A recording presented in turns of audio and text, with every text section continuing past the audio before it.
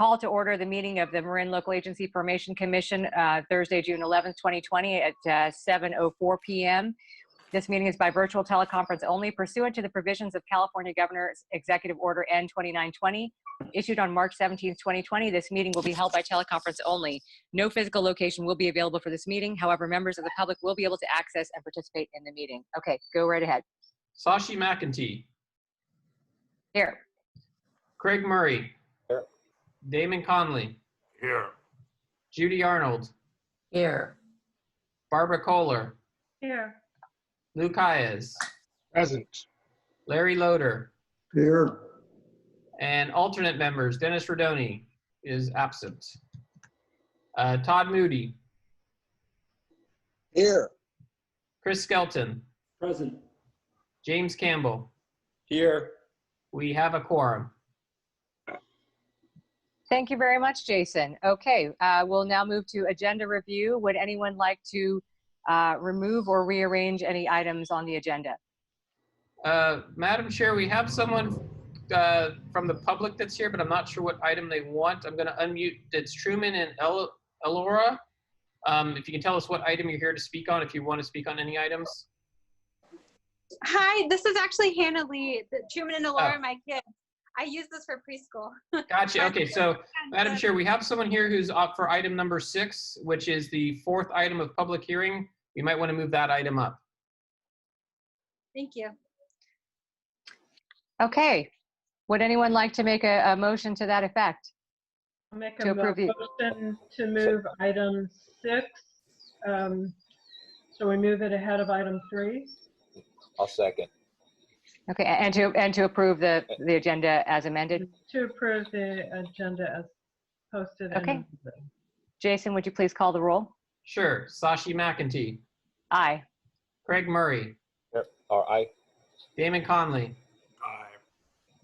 Aye. Judy Arnold. Aye. Barbara Kohler. Aye. Lou Caillas. Aye. Larry Loader. Aye. We have passed by unanimous consent. Thank you very much, Jason. We'll move into public open time. This portion of the meeting is reserved for public persons desiring to address the commission on any matter not on the current agenda.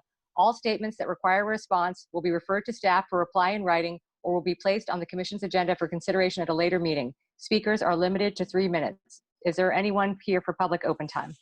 Madam Chair, we have no one raising their hand and have received no emails prior to now. Okay, so then we will close public open time and move on to the consent calendar. Does anyone want to pull an item from consent? Either a commissioner or a member of the public? Seeing none, I would entertain a motion to approve the consent calendar. I'll make a motion to approve consent. Second. Jason, please call the roll. Sashi McEntee. Aye. Craig Murray. Aye. Damon Conley. Aye. Judy Arnold. Aye. Barbara Kohler. Aye. Lou Caillas. Aye. Larry Loader. Aye.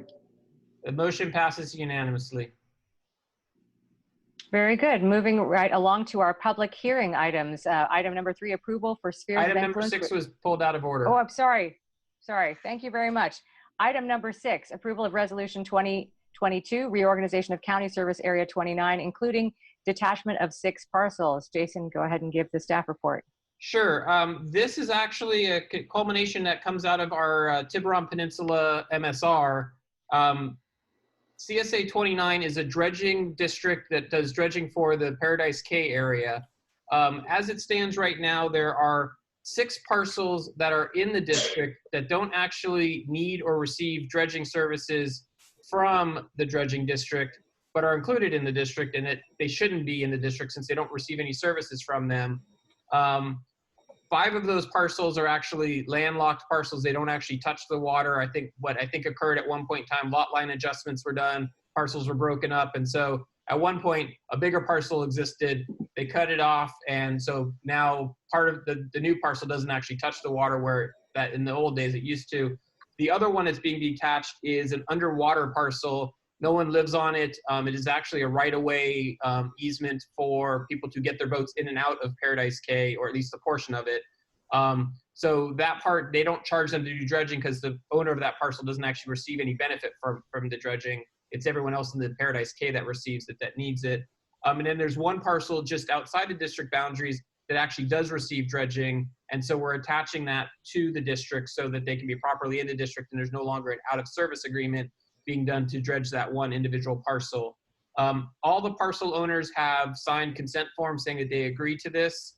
One of my favorite things about this is, even though we're talking about so many parcels, it's by state government code considered uninhabited because you need to have 12 registered voters for it to be considered inhabited.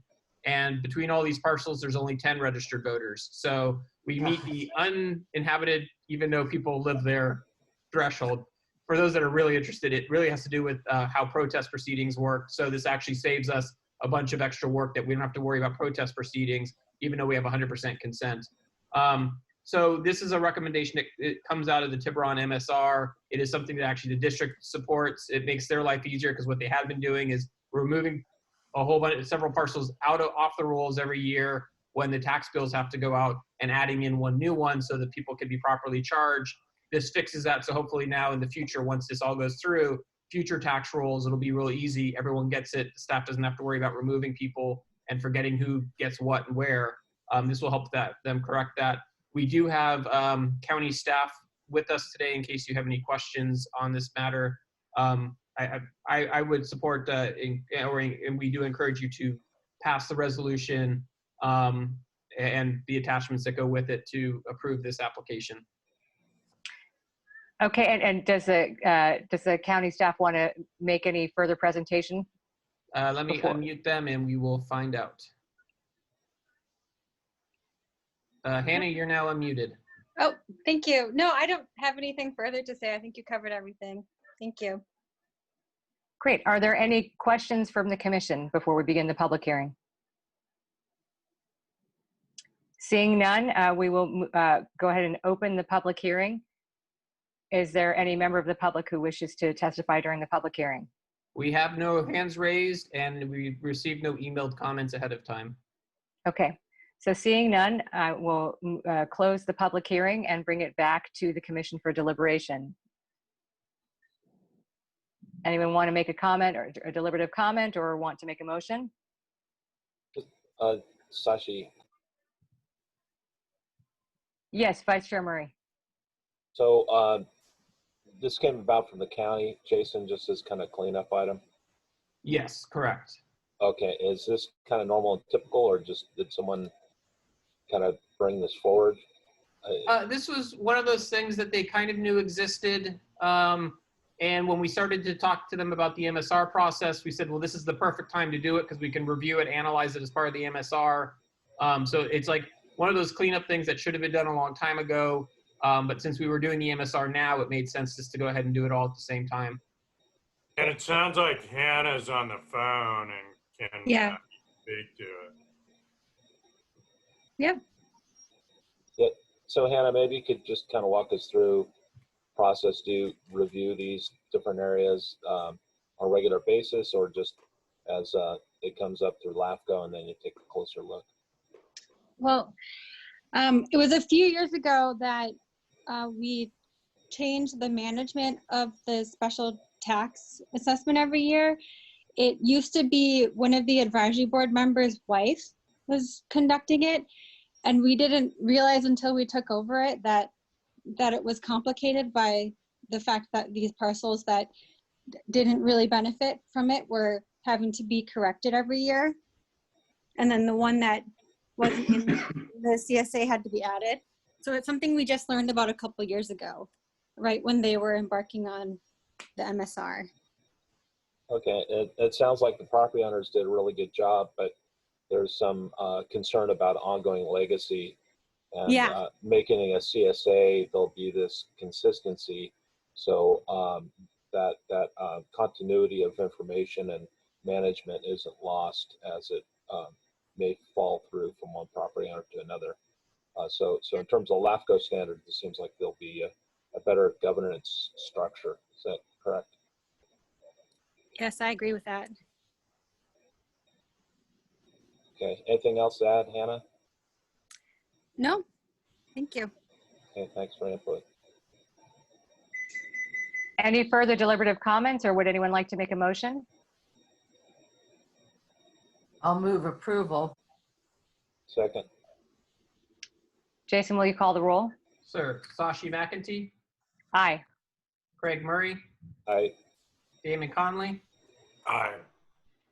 Judy Arnold, Aye. Barbara Kohler, Aye. Lou Caius, Aye. Larry Loader. Aye. We have unanimous consent. Very good. And this is a great example of the good work that staff's been doing. Not only did we get through these MSRs, but we had some actual cleanup work items, as Vice Chair Murray put it, and we'll be seeing more of these. So I think this is another example of the good work that we're doing now that we're fully staffed and moving forward. So thank you again to staff for your good work. Okay, so now we will move on to item number 3, approval for spheres of influence for the Novato area jurisdictions. Jason, will you give the staff report, please? Sure. So what you have in front of you is either the reaffirming or amending of spheres of influence. We're not touching boundary lines of the districts.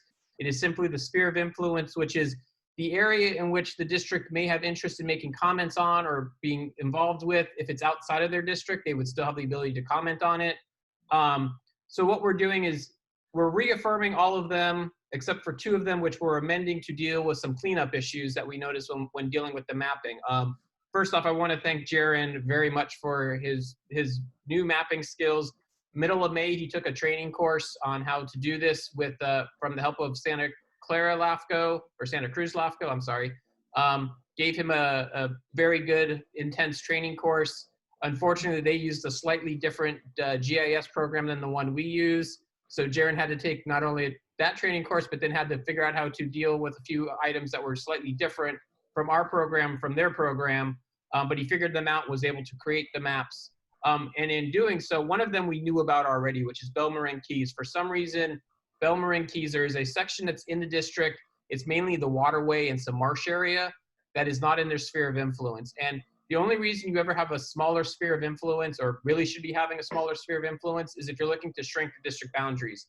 No one's looking to shrink Belmarin Keys boundaries. So what staff is suggesting is that we push their sphere of influence out to their actual boundary line.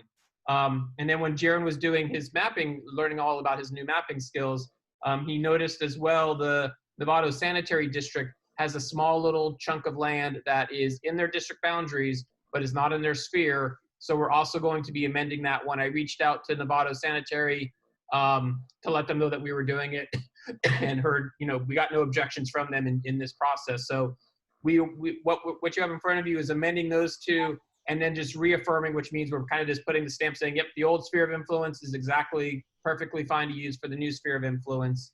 So that's what you have in front of you today, just so you're aware. Moving out in the future, and as you'll see in the next slide, and when we approve the MSR, our goal is to actually also do the sphere of influence at the same time. We've taken, for the first 2 MSRs, we took a slightly slower path, but we're going to merge it all together just so we get stuff done in a more efficient way for moving forward with MSRs. So you've already approved the MSR for Novato, which justifies us approving the spheres of influence today.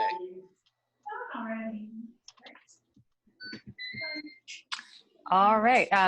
Any questions from the commission? I just want to thank staff. You did a great job with the rising public interest on this. So thank you very much. And this was one of our first big MSRs, and thanks to Judy and the other commissioners who are helping our staff build their lists of community groups and people that we need to reach out to. That's going to be something that as we kind of move through this first cycle of five-year cycle, we're going to need to sort of rebuild. Sorry about that. That's the Mill Valley Howl, I think, starting. Or maybe a little early for the Mill Valley Howl. But anyway, we need to make sure that staff has those lists of community members, and I think this was a good example there. Jason, I do have one question. Any idea when we're going to hear from the state controller on CSA 25? Is that something you expect to be imminent? They produce their list once a year, and they produce their list. From what I understand, it's supposed to be in the October timeframe. And I was told last year that we would be on the list. Unfortunately, we got put on the list just after they had published the October list. So we should be on the next October list. Okay. And you're okay with waiting, just waiting until then? Yeah, I mean, there's nothing really to do there. I mean, we could approve a zero sphere, but we're gonna have to go through the process anyway, so might as well just do it all at once rather than having it a two-step process. Okay. All right, I will open the public hearing on this item, unless there are any other questions from the commission. Is there anyone who would like to participate in the public hearing? Sashi, we're just dealing with item 3. Is that correct right now? Correct. Okay. Madam Chair, we have no hand raised and no emails received. Okay, then we will go ahead and close the public hearing and bring it back to the commission for deliberation or a motion. Does anyone want to make any deliberative comments or make a motion? I feel like I should be the one to move the other recommendation. Good for you, Judy, and I'll second that. Okay. Jason, will you call the roll, please? Sure. Sashi McEntee. Aye. Craig Murray. Aye. Damon Conley. Aye. Judy Arnold. Aye. Barbara Kohler. Aye. Luke Hayes. Aye. Larry Loader. Aye. Perfect. We have unanimous consent. Good, very efficient group you are. All right, moving on to item 4 of the public hearings, approval of the municipal service review and sphere of influence for Tiburon Peninsula area. Jason, the staff report, please. Or is Jaron giving the report? Yeah, I was gonna say, I'm gonna be handing this over to Jaron to give the actual staff report on. He did all the work. He deserves all the credit for what you have in front of you. All right, thank you, Jason. Tonight, staff is going to present the final draft of the Tiburon Peninsula MSR. As the commission will recall, at the time the public draft was presented back in February, the only public comment that had been received was from the Zone 4 Citizens Advisory Committee, which was a couple of clerical edits and their opposal to the language in government code that is fairly ambiguous about whether a recreation district explicitly has the right for dredging or not. We have made both of the clerical edits and explained that we are keeping the recommendation to explore other options for dredging in Zone 4. The only other comment that has been received since the February meeting is from the city of Belvedere, with a few minor clerical edits that we have made to their section of the document. As was discussed at the February meeting, the 4 items coming out of that MSR that will add to the Marin LAFCo work plan, as you will see in your attachments, are the working group to remove the dredging from Strawberry Recreation, a working group to review formal annexation of the city of Belvedere into the Tiburon Fire Protection District, a working group to review the boundary irregularities along Paradise Drive, and finally a working group to address the Angel Island Fire and Emergency Services. As far as the sphere of influence updates, everything is being reaffirmed save for 3 items. The city of Belvedere's sphere is going to be amended, is proposed to be amended to add a small pocket by Corinthian Island that was in the jurisdictional boundary but not in the sphere for some reason. The next will be Tiburon Fire amending to add a small pocket to the north that was in the jurisdictional boundary but also not in the sphere. And finally, the final proposal for a sphere amendment is Sanitary District number 5, amending to add a sizable area south of Belvedere and a small pocket to the north. Jason or Jaron, we don't have any screen share on any of this, right? This is just a verbal report? This is a verbal report, correct? Okay. Okay, any questions from the commission? Vice Chair Murray? So there's a little bit of language difference between the Novato spheres and the Tiburon MSRs. I noticed there's ducks clearly stated, no ducks within the Novato area. And perhaps, Jaron, you could kind of walk us through why it talks about social and economic.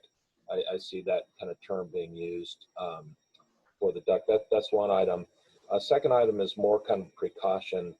I noticed that Belvedere has org chart with names, and within those names, it identifies police officers. So I think as LAFCo, we may want to use some precaution, and I'd say redact out all the names shown, particularly since there's some sensitivity in those areas. So we may want to, unless there's a compelling reason why it's within the document, we may want to redact that. Those are my comments. So I would say, to the effect of the organization charts, essentially the level of specificity for staff labeled is based upon what that particular agency has posted publicly. And I would defer to Executive Officer Freed in the decision on this, but I personally have no issue in redacting any names, as obviously staff turnover can happen at any moment. As far as the language in the duck resolution areas, I would have to take a closer look at each of the resolutions. I am unsure why language would be different, as SOI resolutions were essentially template formats for base language that is edited based on the agency in question. Yeah, I have a quick question for you, Commissioner Murray, on the difference in language. I want to make sure there's clear. There's two different types of resolutions that are in Group 4 that were not in Group 3. You have the approval of the MSR, which is different than the approvals for the sphere of influence. So if you're talking about a difference in language in Resolution 2016, that is the same language that you would have seen when we originally approved the Novato area MSR, but that's not on today's agenda, so you don't see that in today's packet. Resolutions 17 through 21 should all be similar language to the resolutions that are 11 through 15 in the Novato area. Okay. Is that where the difference is coming up? No, I saw it in the narrative, but if you're feeling comfortable, it's in the enabling resolutions, then that's fine. I was merely just pointing it out that there's some differential there, and it may relate to future look at ducks once you get more census and updated census information. But I would like to kind of drill down on the Belvedere org chart. I don't think we should kind of amplify that. This may have been set some time ago when it wasn't as sensitive, but I kind of feel that, and perhaps Mala could chime in on it, if we should probably put that out there. Vice Chair Murray, before we have Mala chime in, I'd like to ask our alternate member, alternate Commissioner Campbell, to chime in on that item and on anything that he would like to add about this particular MSR. Thanks, Sashi. I'm interested to hear other people's opinions, but in Belvedere, we practice complete transparency as a city government. This is, as Jaron pointed out, public information, perhaps more easily found on our city website than it would be found in a LAFCo report, but I'm totally open to hearing what other people have to say.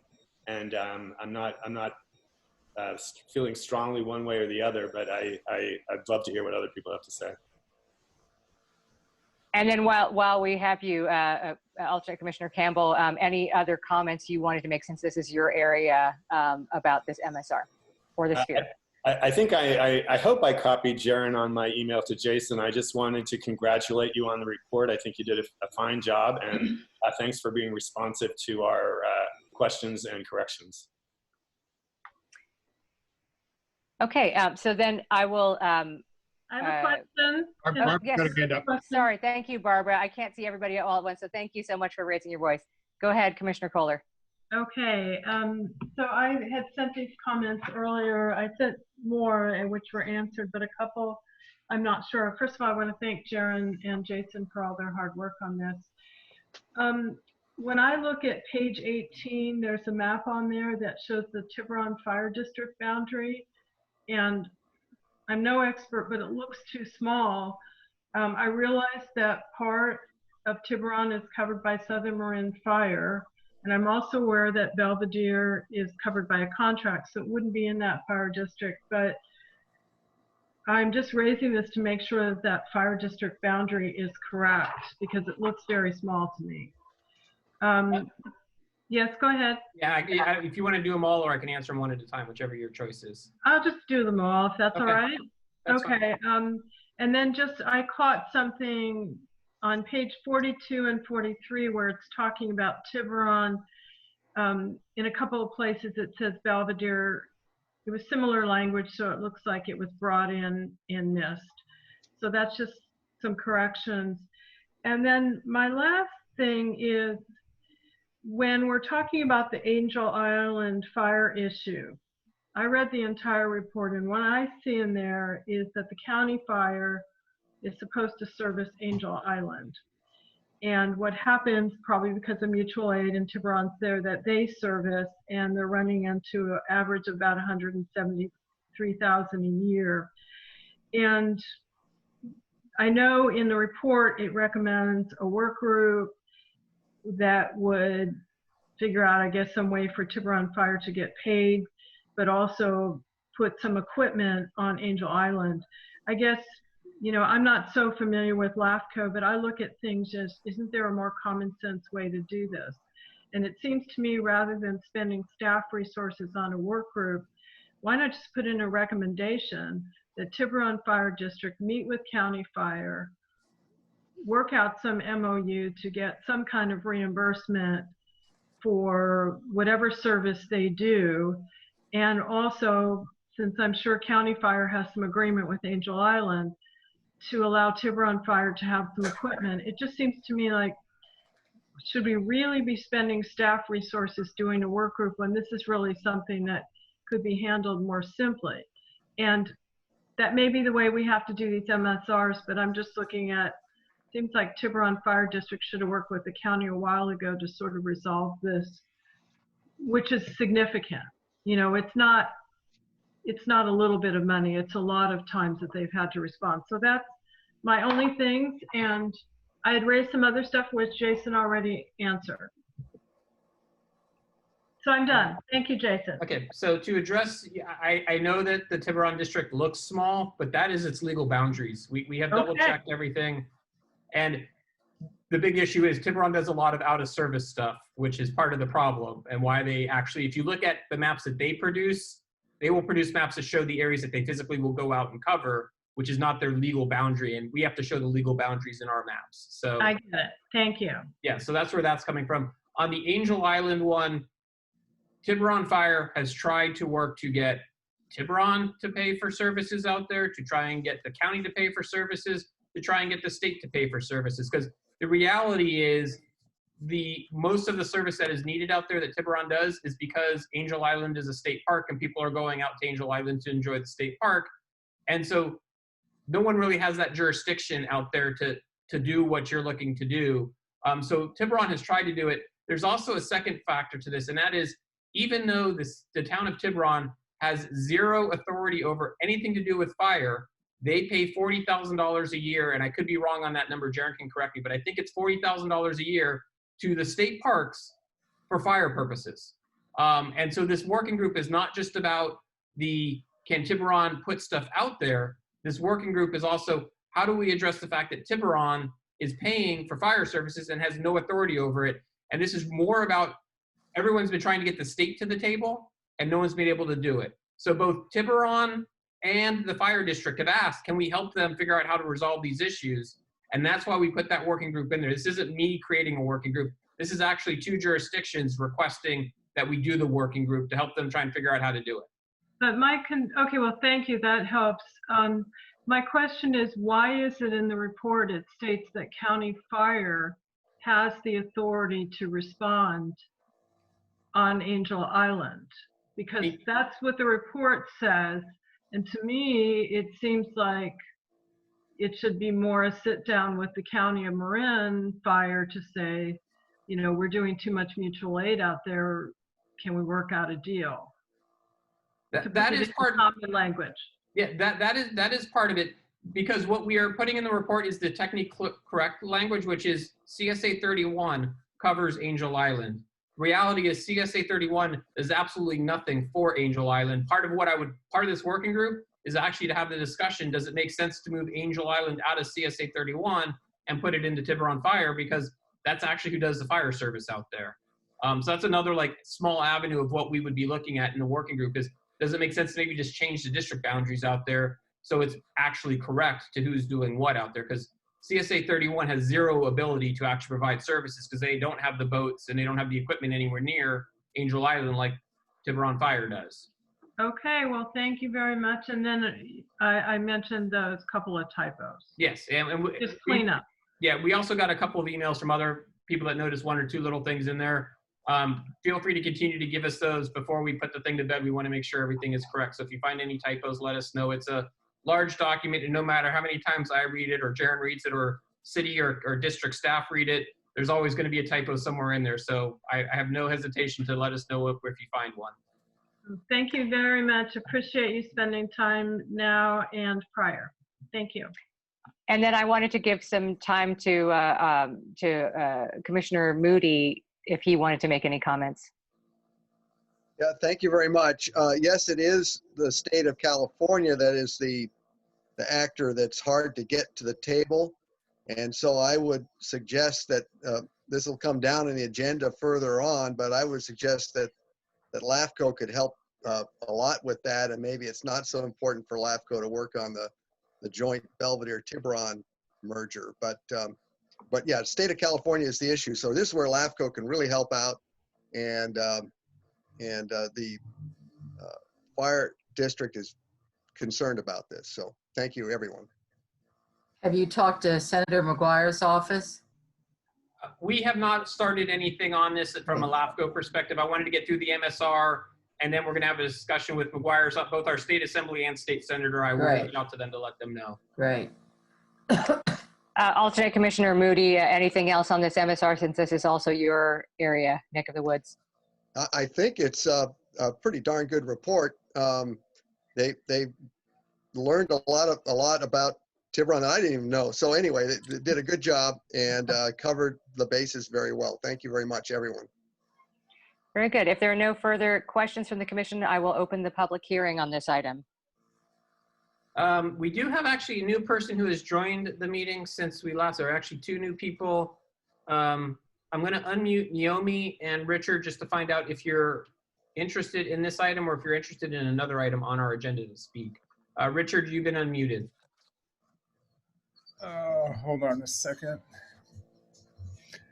No, I'm just here observing. Thank you. Okay. Are you here to speak on any other item? No. Okay. I will leave you muted. If for some reason you want to speak, just raise your hand and we'll know that you want to speak at that point. And then let me see if I can find Naomi on my list to. All right. Naomi, you've been unmuted. So if you want to unmute yourself, let us know if you're here to speak on this item.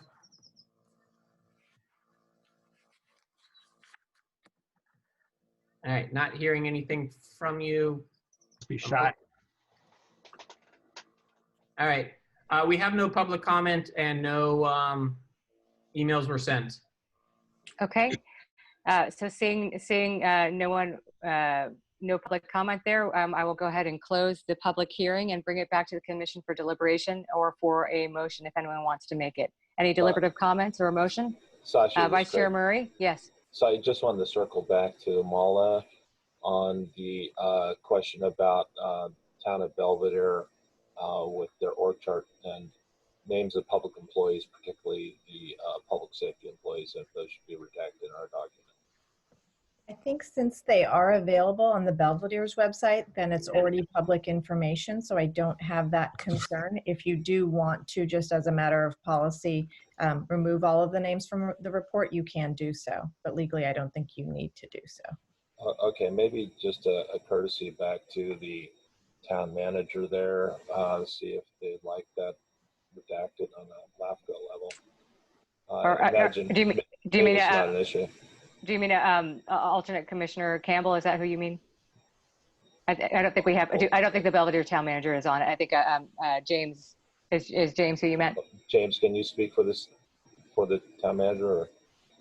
I don't want to speak for him, but I think you know all public employees are named and their salaries and their benefits on the internet anywhere you want to find them. If it is the policy of LAFCo to not have the names, I think we should follow suit. I'm not sure if this is a particular time in history where we should change policy. I think that's a bigger question. Yeah, we don't have a policy on that. If we provide what is given to us by the local agencies, and they've reviewed all these documents. So if the town manager had an objection to that, he would have let us know when he was reviewing the documents. Okay, I just want to make sure we're doing our due diligence. It sounds like touching base with folks here, they're comfortable with it. Okay. Yeah, so it sounds like we'll continue to follow the policy of whatever the agency would like to do, whatever the agency makes public is what we make public. Unless there are any other commissioners who would like to give their thoughts on this particular issue. Okay, seeing none, are there any other deliberative comments, or would anyone like to make a motion? I'll make a motion to approve all the attached resolutions on the Tiburon Peninsula area MSR, SOI approvals, and the work plan with the small number of amendments that have been given to staff as desired by the commission. Second. Jason, please call the roll. Sashi McEntee? Aye. Craig Murray? Aye. Damon Conley? Aye. Judy Arnold? Aye. Barbara Kohler? Aye. Lou Cayes? Aye. Larry Loader? Aye. We have unanimous consent. Okay, brilliant. So we will move on to item number 5, approving a final operating budget for fiscal year 2020-2021. Jason, you can give the staff report, and I think Budget Committee Chair Cayes also will chime in. Yeah, I actually always will yield to the committee chair to go first on any report that's coming out of a committee. Okay, we'll move on to Budget Chair Cayes. Well, I'll take that challenge, Jason. So we did have a budget committee meeting, myself, Barbara, and Dennis. We again visited the idea of reducing the assessments that would go out to the various government entities for the coming fiscal year. I know that was a point of some long conversation, consideration during the last board meeting. And the budget committee again feels that it's appropriate to reduce the assessments by 10%, and that we communicate that clearly to all the various entities as a 1-year change, 1-year reduction, and they should expect for the assessments to go back up in the following calendar year. So that was one point. The second point that's in your report, Jason, talks about the staffing levels. In the budget committee meeting, we went back and forth about whether we would have a full-time staff member to replace Candace, or whether it'd be a half-time. And we eventually agreed on the half-time, pending Jason doing some additional analysis on what the impacts would be to that for things like the fire study. And I understand that Jason has now come back and indicated that there would be an impact by that reduction to half-time. And since really this is a point for the entire LAFCo board to agree to, it's appropriate for this party to make the determination of that. But certainly as the chair of the budget committee, I have no problem with increasing the staffing levels to a full-time FTE and not have it be at half-time. Can I add as a member of the budget committee that I agree with Chair Cayes. I have no objection to increasing it to full-time, and we did talk about it for some time. So I think Jason has done a good job of showing the impacts in a later item, and so I'd like to weigh in as well. Thank you. Thank you, Barbara. Any questions from the commission? Or Jason, did you want to make any comments? Yeah, let me make a few quick comments. The outside of the staffing issue, all of the other items were basically remain the same, with the minor exception of a few items where I was able to update and able to save us a little bit of money overall. Part of that came out of the retiree health, because we are at full funding, and based on the GASP report that we approved at the last meeting, we don't have to have the same level of funding as we've needed in previous years. We got ourselves caught up. So I was able to reduce the amount that we have. What's basically in the budget is our, what is referred to as pay-as-you-go for our current and one and only retiree. We never saved up any money for his retirement, so we pay-as-you-go with him. But our future retirees are fully funded in the system right now. So we don't need to actually do as much spending as we've done in the past. So I was able to reduce that amount. Our general insurance went up a little bit. We finally got our bills. And so I was able to increase our general, or I had to increase our general insurance. Insurance overall is just going up. And so it went up a little bit more than we expected. I was able to reduce our membership dues. That's mainly Marin MAP reduced its fee to all of its member agencies out of request from the Marin Managers Association. And we are a beneficiary of that. So since they are giving us a reduction, I'm moving that reduction into our budget as well. So we were able to reduce that amount. And so those are the main reductions. The one thing I will do is if the commission decides to go with, and I would highly encourage you to approve a full-time staff person to replace Candace's position, we would need to amend what's in the proposed budget, or what's in the budget from what the budget committee presented to you. 3 line items, one of which is a salary line item that should be bumped up to $307,000. The benefits line item should be bumped up to $45,000, and the pensions line item should be bumped up to $39,000. And everything else that's in the proposed budget, or that's in your packet, would remain the same as is in the packet. We would also then increase our carry forward request from about $20,000 to $63,000, and then make adjustments accordingly to how much our overall income is. I did do a review of our overall budget where we're at. And if you want to, I can pull up the chart that shows you how we're doing with money, what we'll have left over at the end of this year, estimates, what we'll have left over after next year's budget if we're able to do everything that we're looking to do with this year's budget, and with a future item around new reserve funds or contingency funds. We will be okay. We won't have to, we're able to do the reduction and still be able to be fully staffed and have our full operations running, as was the original game plan back in January when we did our work plan, and approved that in February before all the COVID-19 stuff occurred. So I am fairly confident and believe and appreciate the 2 committee members who are on this call's support for moving that half-time position to a full-time position, since we can both afford it and it would have an impact on the workload that we can do. And Jason, are you going to be talking about the ADP issue later on? Yes. Okay. Yeah, and if you are able to just pull that up and show everybody, I think that would be a good thing to do. Okay, give me 1 second here to get it in here correctly. Let's see, share screen.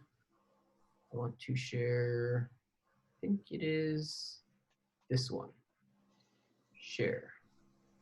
All right, so in front of you, I'm hoping that you have a chart that says county account Bank of Marin.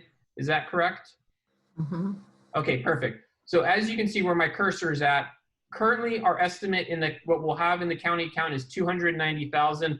We will talk more about this with the ADP discussion, but all of our information is not currently accurate in Munis. The county has been slow to upload information.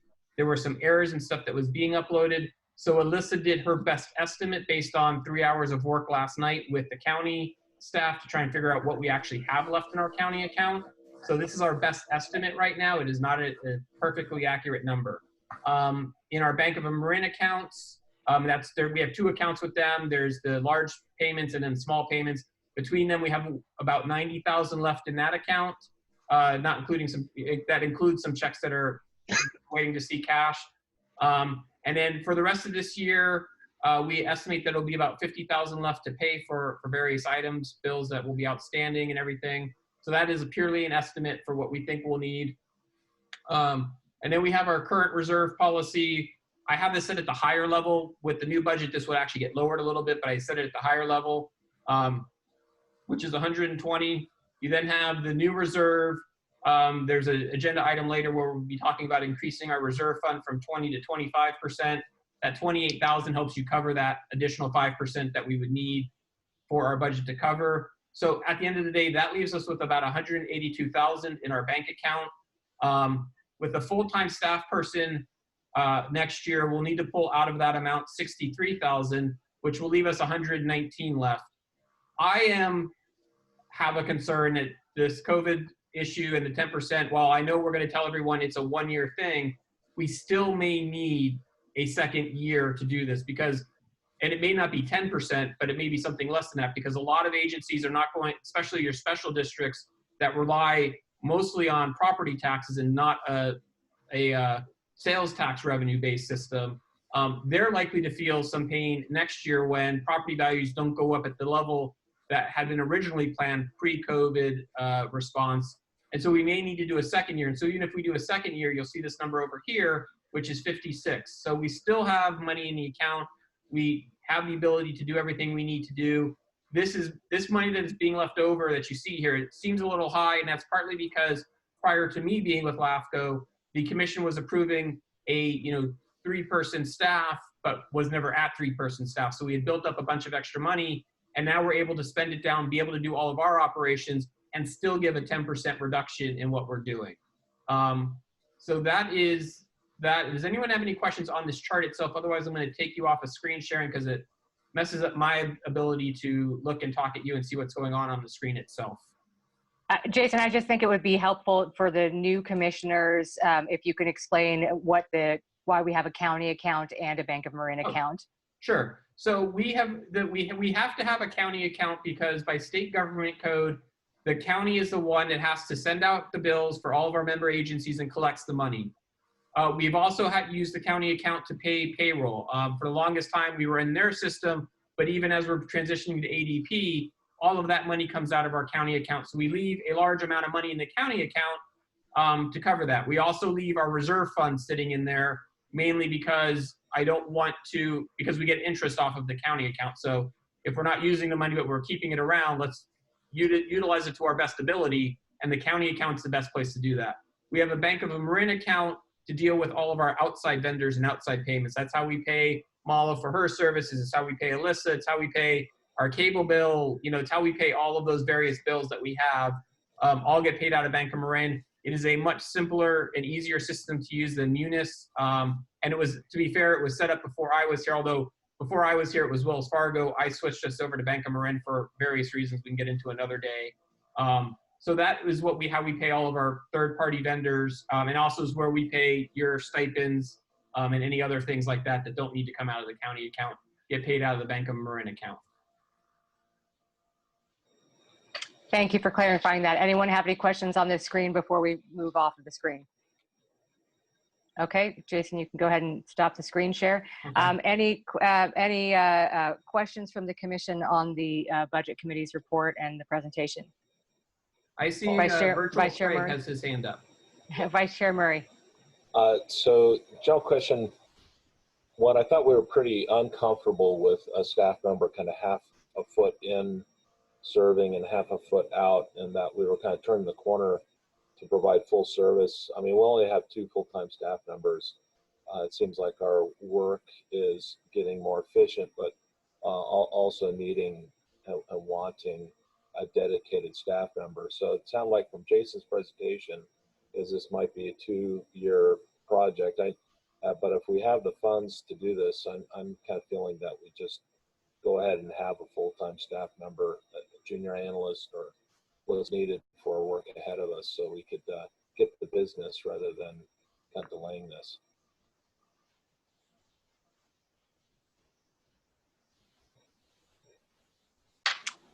Okay. Any other questions before we go to the public hearing? Okay, we'll go ahead and open the public hearing. Is there anyone who wishes to testify on this item? Madam Chair, I see no hands raised in the participants list, and I received no emails on the subject matter. Okay, then we'll go ahead and close the public hearing and bring it back to the commission for deliberation. Vice Chair Murray, did you want to kick off the deliberation with your question there? Does anyone else have any other deliberative comments? If you want, yeah, go ahead, Craig. I could put a motion forward to make the part-time person full-time and enable staff to account for it and also put that position out for bid. Okay, Jason, do you need more than that for the motion? What do you need for the motion? I think that motion, I would say use that motion plus amendments as presented by staff earlier in the meeting, and in addition, authorization for staff to transfer funds from the County of Marin account to the Bank of to the Bank of Marin account as described by LAFCo policies. Okay, I'll accept those amendments to my motion. Second. Okay. Moved and seconded. No further deliberative comments I'm seeing. So Jason, call the roll. Sashi McEntee, Aye. Craig Murray, Aye. Damon Conley, Aye. Judy Arnold, Aye. Barbara Kohler, Aye. Larry Loader, Aye. Lou Caius. Aye. All right, that motion passes unanimously. Great, and I want to commend the budget committee for their work. I know we sent them back to the table to think about the 10% reduction, and they worked that through, and also worked through the issue of the staff person. So thank you to Chair Caius and Commissioner Kohler and Commissioner Rodoni, and Jason, just noting that Commissioner Rodoni's last name is misspelled in the report. If you could fix that. My apologies. No problem. I think that he'll be happy if we can just get that fixed. And we're done with that item. We're going to move. We're done with our public hearing items now, and we are moving into the business items. Item number 7 is election of chair and vice chair. Jason. Based on LAFCO policy, the commission is to elect for a 1-year term a chair and a vice chair. It is to occur in May or the next available meeting. This is the next available meeting to May, so staff uses this completely and totally as a commission policy decision. We will weigh in none whatsoever on who should be chair or vice chair. That's up to you to decide. Enjoy. Okay, we'll do them one at a time. Anyone want to make any comments? I'll nominate Sashi to continue as chair. Thank you, Commissioner Caius. I would Second, if second Sashi that. wants to continue. Okay. Okay, we have a motion and a second. And is there any public comment on this issue? I see no hands raised and receive no emails. Okay, seeing none, close the public comment. Jason, will you call the roll on this one? For chair, Sashi McEntee, Aye. Craig Murray, Aye. Damon Conley, Aye. Judy Arnold, Aye. Barbara Kohler, Aye. Lou Caius, Aye. Larry Loader. Aye. Motion is approved unanimously. Congratulations, Madam Chair. Thank you very much. I appreciate your confidence. Thank you very much. And we will move on to the election of vice chair. Do we have any nominations or discussion from the floor here? I would nominate Vice Chair Murray to continue as vice chair. Second. Okay. Do you accept the nomination, Vice I Chair do. Murray? Thank you. Okay. And is there any, if there isn't any discussion, Jason, will you call the roll? Seeing no public comment, I will call the roll. Thank you very much. Sorry. Is there any public comment? There's no public comment. Okay. Aye. Sashi McEntee, Aye. Craig Murray, Aye. Damon Conley, Aye. Judy Arnold, Aye. Barbara Kohler, Aye. Lou Caius, Aye. and Larry Loader. Aye. All right, that passes unanimously. Thank you. The team continues on. Thank you very much for your confidence, everyone. Okay, so moving on to item 8, discussion and possible amendment of the LAFCo work plan. Jason. I would actually, this was originally done in case we were going to do a half-time staff person. I wanted to have a discussion about what we would actually be cutting out of our work plan or how we would reduce our work plan with the reduced hours available. Given that we are now hiring or going to be hiring a full-time staff person, I would recommend tabling this item unless someone has something they want to discuss on our current work plan. Great. Okay. Do you want us to go ahead and make a motion to keep the work plan as is, or do you want to just continue the item? You could do it either way. You could either make a motion to keep it as is, or you can move to table. It does the same basic thing. I'd make a motion to keep the work plan as is. Okay. I'll second.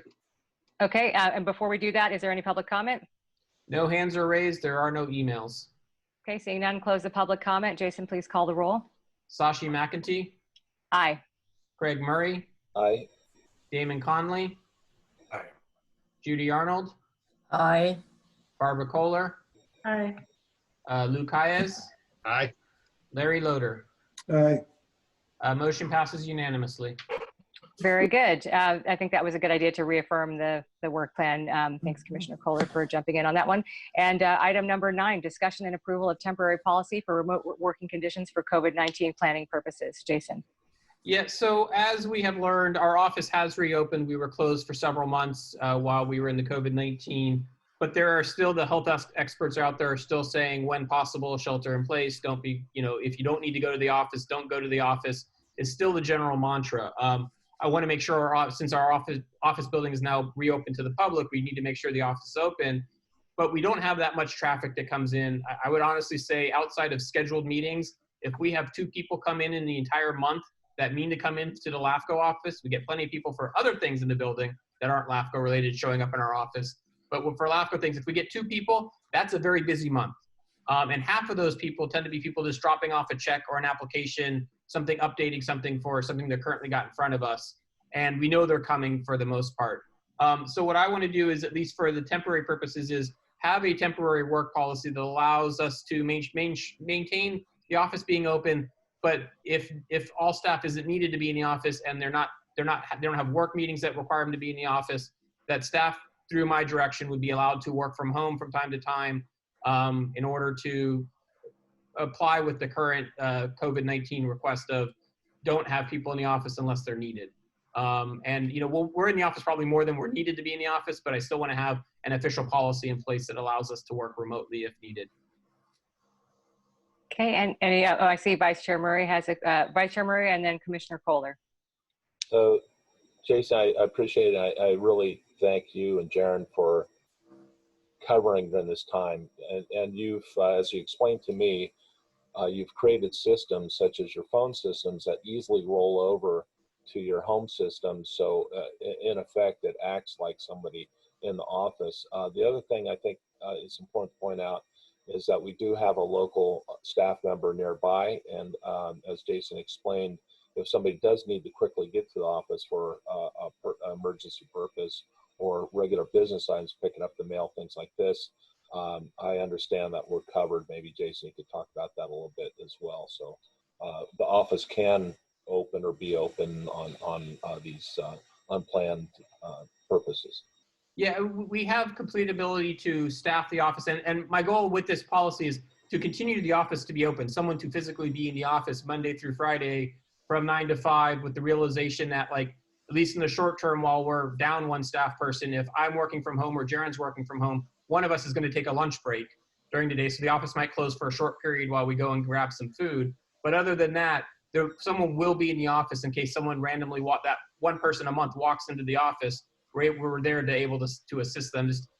What this will allow is both staff people not needing to be in the office. And by having both staff people, it's less likely of a chance if, so far, Jaren and I seem to both be healthy. I know Jaren's been tested. He's had to be tested for other purposes.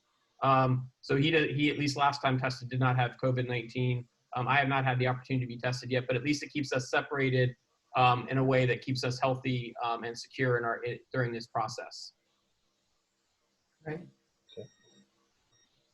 So just first of all, I think this is a great idea. I understand the Bay Area Air Quality Management District with 400 employees is looking at trying to seek ways for most of those employees to work at home continually.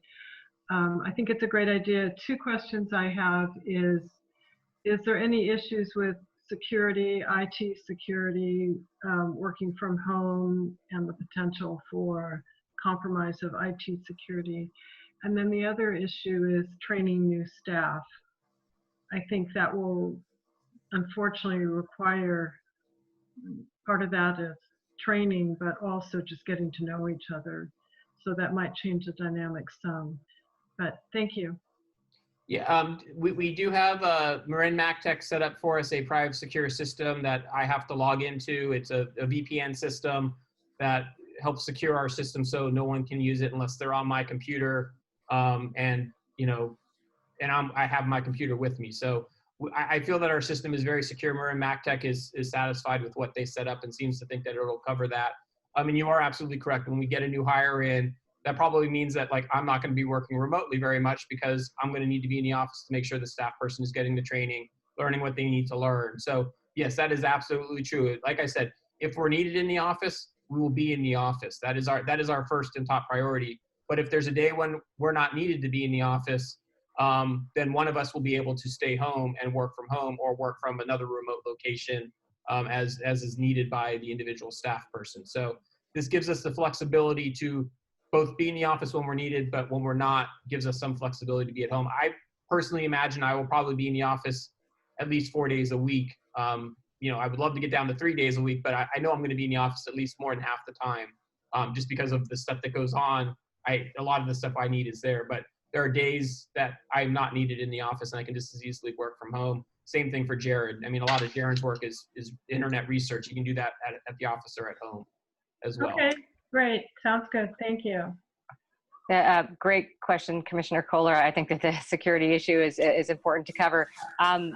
Jason, I wonder if you want to explicitly put in this that this is to occur, this is to be in place for the duration of the shelter in place, the county public health shelter in place order, or do you want to have it be, you said it's a temporary policy, do you want to explicitly indicate that that's the time frame?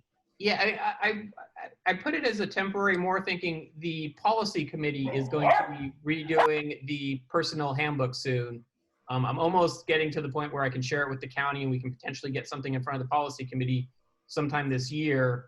And so my goal was make it temporary for now and then potentially have something like this in our permanent personnel handbook that we could utilize in the future, because it's not just COVID-19 that you potentially need to work remotely for.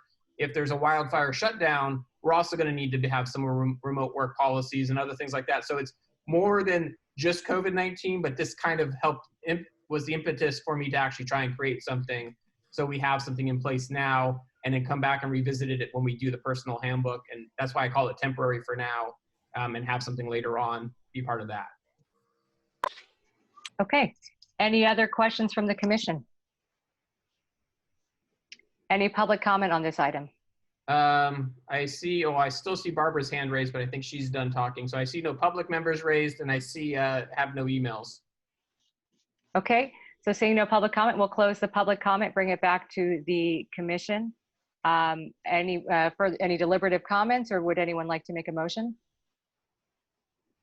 I'll make a motion to approve the policy. I'll second. Who seconded?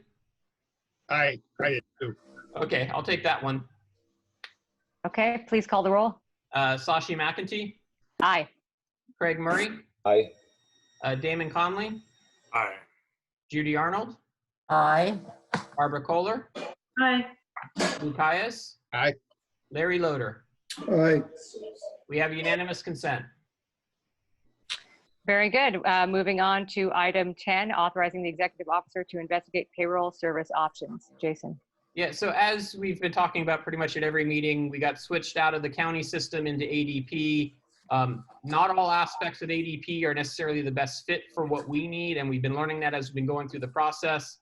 I am not sure if there is a better private company out there that does this work.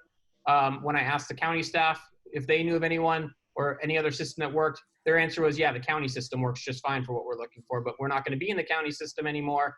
So I want to investigate other options. I will also add that I've been getting a little frustrated with the process of moving us out, and I may be looking to one of our county supervisors who serves on LAFCo to help me work with the county to see if we can resolve some issues and maybe get some stuff done quicker. We learned last night, because of the work that, thankfully, the work that Alyssa noted in the work that she's been doing to help get our books in shape and look at stuff for next year's budget, noticed that there was a discrepancy in what the county was saying we had paid and what we should have paid. And the county, it turns out, has been several months in the rear of getting data entered into Munis. And in these unusually challenging times of a global pandemic. Sorry, someone has a mute button, please. Thank you. That there may have been something going on with our MSERA contributions of how much LAFCo should be paying, and that perhaps that they hadn't paid everything they should have been paying each pay period.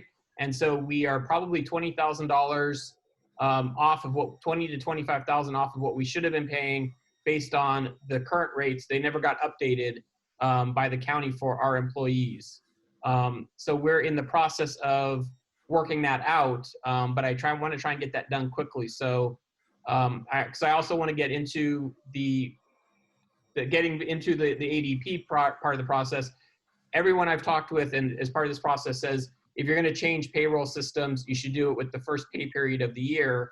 So I want to start looking at what the other options are so I can bring something back to the commission with enough time for us to do approvals if there is something better, and get that new system set up. So by the first pay period of next year, which granted you can say, oh, that's 6 months away, that still is only 3 meetings. That is still only a lot of work to still be done to get something in front of you in that time. So part of me wants to make sure that I have authority to do that, or we could just say, you know what, let's stick with ADP, let's finish the process, and we'll review this, not this year, but in the future year, whether or not to switch out of ADP, because there will be some work that's involved. I'm willing to take on that work. I think it's important work that needs to be done. I want to have a good system that works for us.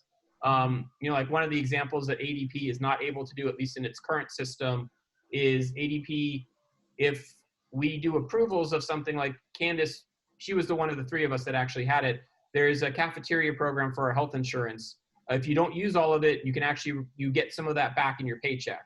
But ADP doesn't have a good way to install that amount of money in the system. So if we have a future employee, Jared and I use all of our health insurance and use it all up. But if a future hire doesn't, there's not a good way in ADP to track that and make sure that they're getting the money that they're supposed to get based on our agreements that we use the county's system. And even though we're no longer going to be in the county system, we still want to use their benefits program because it's a good defined system and we use their healthcare and all that other stuff anyways. So I want to see if there's a better system out there than what ADP is offering us. So there's that side. And then there's just also the comment I made to either Commissioner Arnold or Connolly about helping sit down and figure out if we can work out how to solve some of these problems a little bit quicker, because the county payroll side wants to kick us out quicker than the benefits side's ready to, and that's going to cause us to have to learn one system and then relearn the system later on when benefits catches up. So those are all my comments. I know it's a little all over the place there, but that's what I'm looking to do. Okay, great. Any questions from the commission? I'm happy for you to call me Jason. Okay. Yeah. Thank you, Commissioner Arnold. Any other questions? Okay, is there any public comment on this item? There is no hands raised and there are no emails. Okay, we will go ahead and close the public comment then. Any deliberative comments, or would anyone like to make a motion? I'd like to make a motion to authorize the executive officer to explore other payroll service options. Second. Sorry.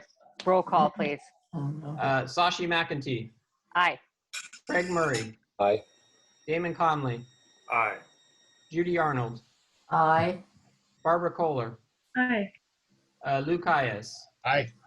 Larry Loader. Aye. We have unanimous consent. All right, then item 11 is approval of the third amendment to the Executive Officer's Employment Agreement, and Mala will present this item. Thank you, Chair. What is before you is a third amendment to the Executive Officers Agreement. The agreement provides for 4 amendments. The first one is an extension of the term. The term was supposed to expire at the end of this month. It will now, should you move forward with the amendment, extend for an additional 3 years. In addition, the second amendment provides for additional holidays. The third provision of the amendment provides for a car allowance of $350. And the fourth provision of the amendment provides for when the personnel rules are updated, as you heard earlier, we'll come back and make appropriate amendments to the agreement to deal with paid leave. I'm happy to answer any questions you may have. We're recommending that you authorize the chair to execute this third amendment to the employment agreement.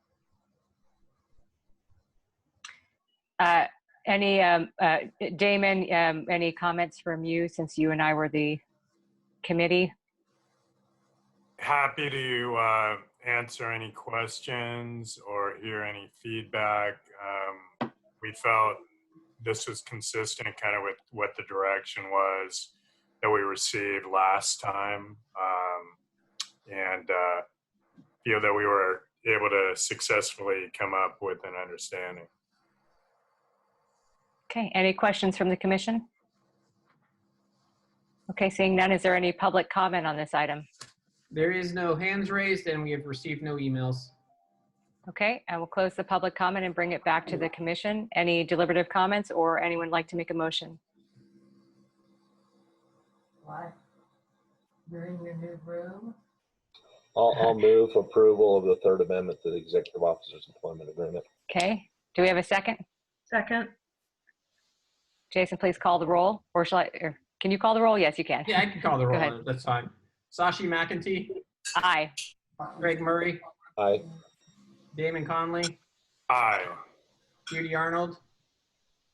We'll come back to her in a second. Barbara Kohler, Aye. Lou Kayas, Aye.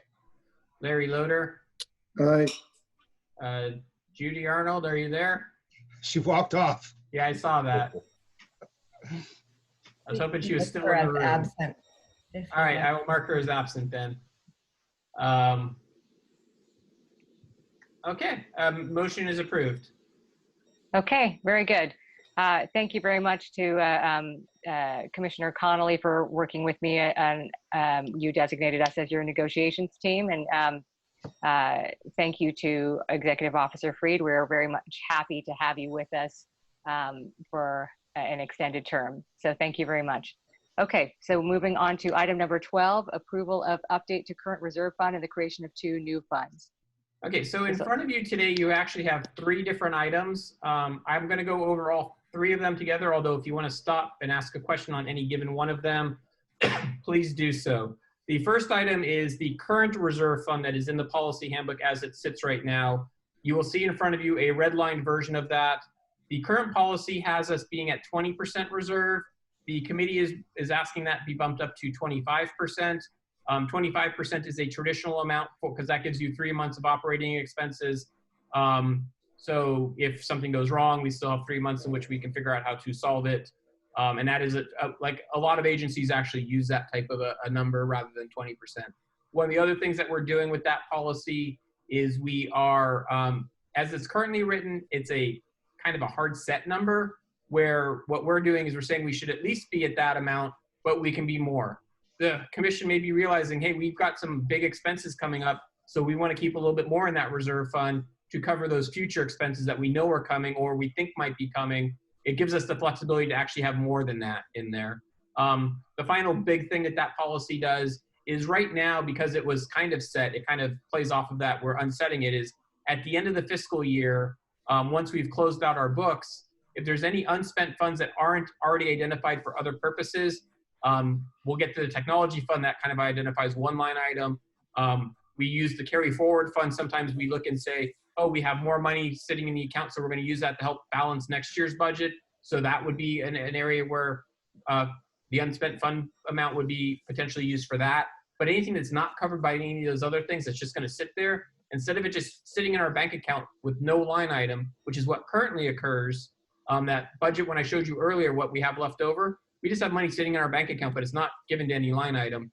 This will fix that by moving any of that unspent funds directly into that line item at the end of the day. So we will, all of our money will be placed someplace and everyone can know exactly where what we have and what we have in each line item. And it's not just, oh yeah, we have some money sitting there that no one knows about.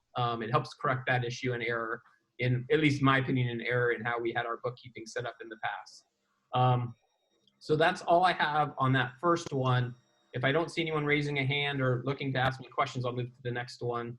And I'm not seeing that. So I'll move on to the next one. The next one is a technology replacement fund.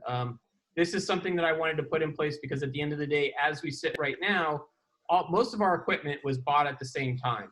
And what you end up getting is if you do that, you end up getting these big clumps of huge increases in payments. So last time we spent about $20,000 on office equipment. And if we had to do that again, well, guess what? In a few years, we're going to have to all of a sudden have another big line item for $20,000, and that's going to be a big increase to all of our member agencies.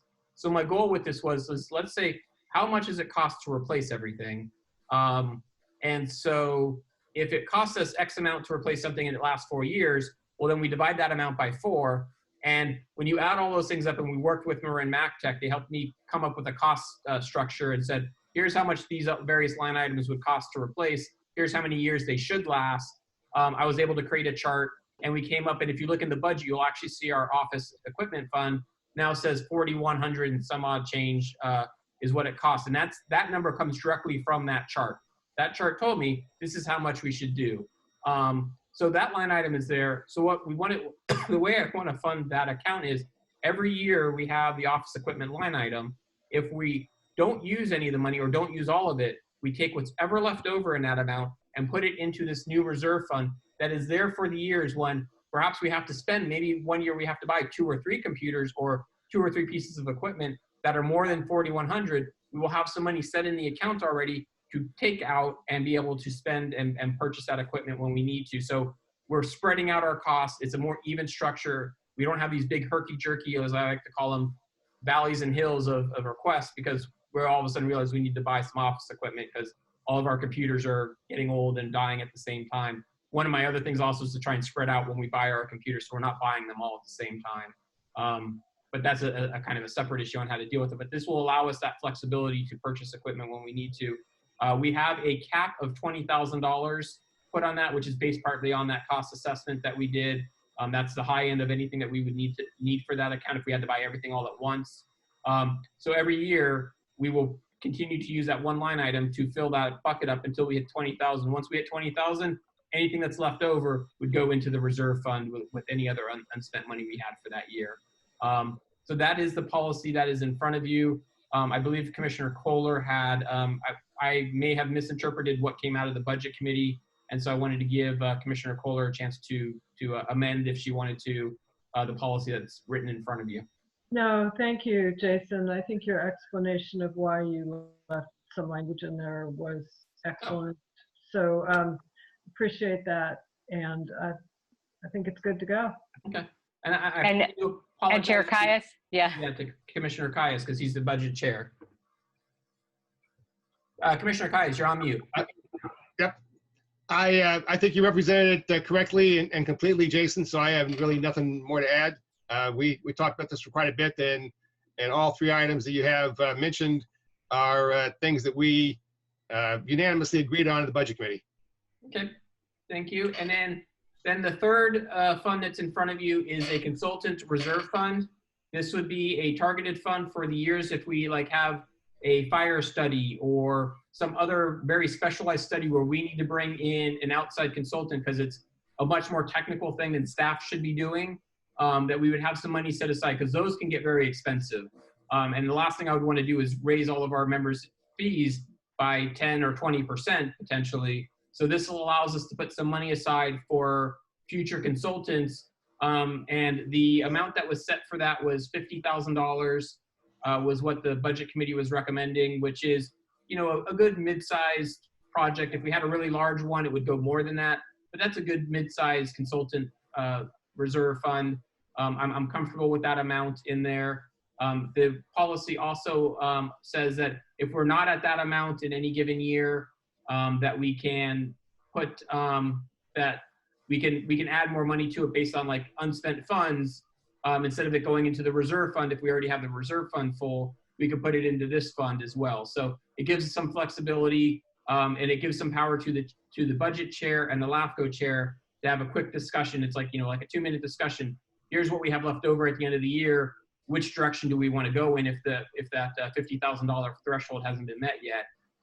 If you remember from the budget discussion, we actually have money right now and we could fully fund that consultant reserve fund at $50,000 today if we wanted to. So we could put that money in there and it's set aside.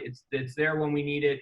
If at some point in the future there's really a big issue, the commission can always reverse itself and vote to change what's in that account, but it would take a vote of the commission to do. It couldn't just be something that would be done automatically. There would have to be a discussion and a change in policy to do. So it's a little bit more restrictive than the other funds that we're setting up, but it's still in some ways a very good restriction to have, but the commission has the ability to overturn itself in the future if it needed to.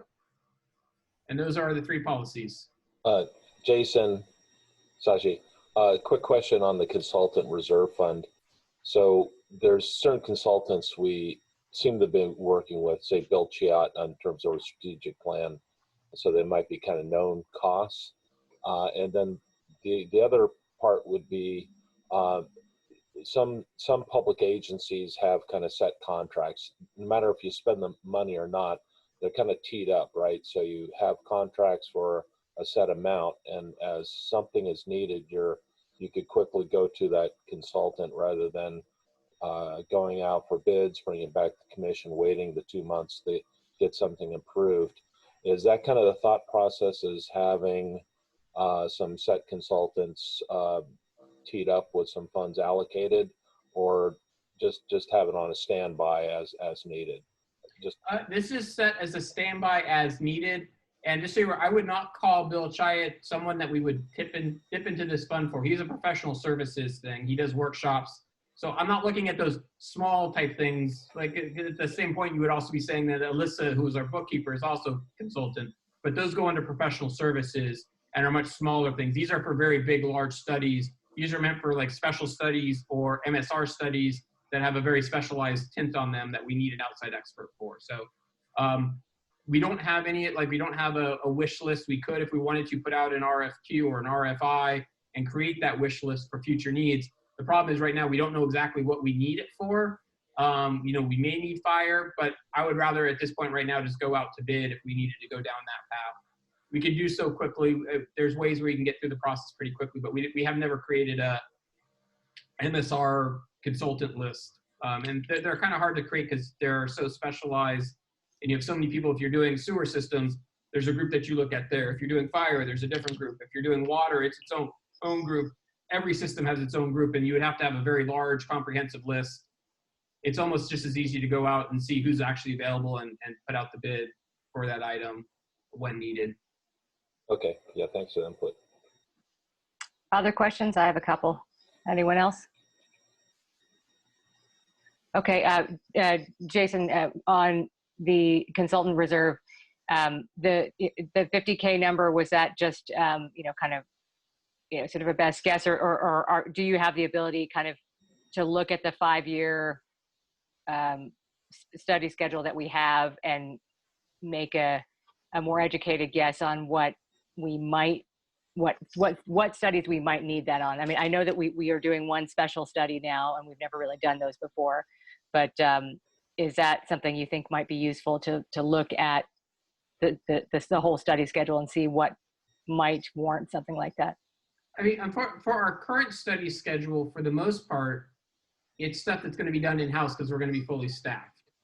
So I'm not looking at like putting out MSRs for studies, unless it's a very specialized MSR where we want to get in the weeds of like, we're looking at 2 districts looking to merge, and it's a very right. So area. something that's not something that there's nothing that's on our list that we already know about that you're going to need that for. That's what I'm getting at. I would say yes and no. We may need to use it for, depending on how far we get down the path, we may need to use something on the fire side. We may need some help and assistance on like financial stuff, or like fire ready, like how the firehouses function and like how that side is working. We may end up needing that a little bit there. So I based it, there's always questions going around the Cal LAFCo listserv of who's done this type of report and how much does it cost? And so I kind of used those types of examples as to where I came up with the 50,000. I actually gave the committee several different numbers and said, if you want to go low, here's one number. If you want to go high, here's one number. Like, and they picked 50,000 based on where we were at in our budget process as well. The 50,000 seemed to fit well with what we have. Okay, and then just generally, you sort of answered this. Are these restricted funds in that we couldn't use them for other things, or you're just restricted by the policy, and we could, like you said, by a vote, you know, use them for something else? Yeah, they are restricted. So you would need to have a vote of the commission to change that restriction, but they are votable. I mean, you could, if I knew that what was coming ahead of time, I could propose at the meeting, we need to change the restriction on this, and we could change it at that meeting. So they are restricted. So it would take some prep and knowledge to know that that's what's occurring in the nature. So it is important to know that the general reserve fund is not restricted. That can be anything that the commission wants to spend money on. But the technology replacement fund and the consultant fund are restrictive, but they're not hard to change the restrictions on if the commission had the desire to do so. Okay, thank you very much. Any other questions? I think I would just add another comment. So I don't think this is going to really be a problem for us because remember the unrestricted reserve fund is 25%, which is 3 months of operating expenses. We had a little discussion about this. You know, it's different in our cities to have a 25% because we have to repair roads and floods come through, all these kind of things. LAFCo is not repairing or replacing infrastructure. So I think 25% is a good number for an unrestricted reserve fund, but it's also a healthy number. So I think we're in good shape by having these two other restricted funds that we could change as the commission if we need to. But I think with this healthy unrestricted reserve fund, we have a place to go to should we need funds. Okay, any other questions from the commission on this item? Is there any public comment? I see no hands raised and I have received no emails. Okay, we'll close the public comment, bring it back to the commission. Any further deliberative comments and would anyone like to make a motion? Perhaps the budget committee members might want to make a motion. I'll make the motion to approve those items listed in this business item. Second. I heard a second. Roll call? Yes, please. All right, Sashi McEntee. Aye. Craig Murray. Aye. Damon Conley. Aye. Judy Arnold. Aye. Barbara Kohler. Aye. Lou Caius. Aye. Larry Loader. Aye. All right, we have a unanimous consent. Excellent. We're moving on to the executive officer report. So the executive officer report, we have 3 items to report on directly and then one other thing that's kind of new that I'll throw in there just for folks to know about.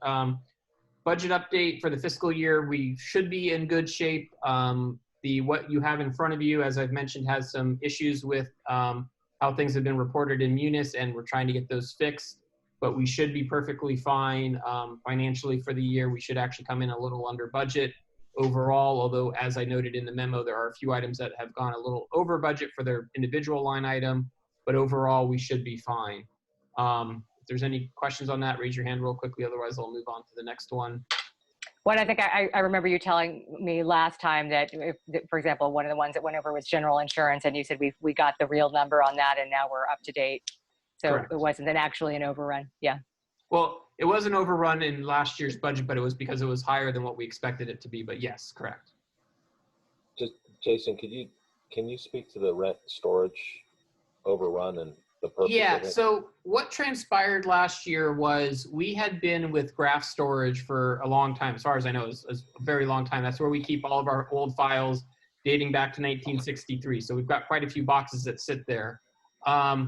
At some point in time, graph storage decided that either they're not doing storage of our style anymore. I think they still do storage, but for whatever reason, we weren't a big enough customer. They didn't want to do our type of storage anymore. I really don't know what transpired there. But they basically said, we're going to move you to another company because we're no longer going to storage your type, the clientele that you are. They moved us over to another company. We thought that we were being charged the same amount, and technically per box we are. The problem is the newest storage company actually has a minimum fee. So we got moved to, we are below the minimum fee, so we get charged that minimum fee now. So it's not a lot of money that's differential there, but there still is a little bit of money. Originally I was asking Candace to look around and see if there was anything else out there. She never really reported back to me prior to leaving on if there was a better option for us. We have a lot of small boxes, but in the storage world, we're not a very big customer. So it is what it is. Eventually, one of my goals is I would love to get a complete digital library and no longer have to have any of those files stored, but that's going to be a long-term project.